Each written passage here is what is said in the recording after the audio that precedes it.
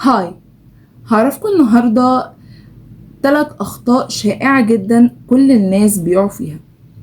أول حاجة، بخاف اللي أنا أغلط.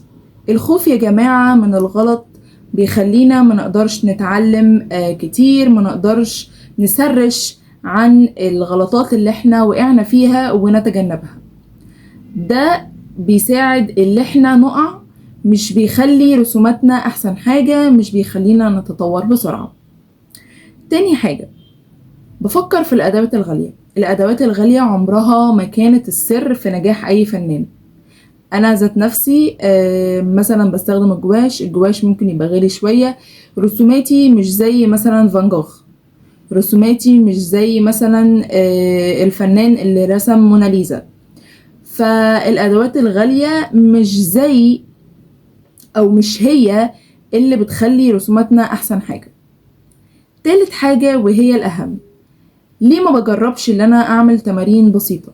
يعني مثلا انا العين عندي مش احسن حاجة في البورتريه، اسمع فيديوهات كتير، اقلد وراهم.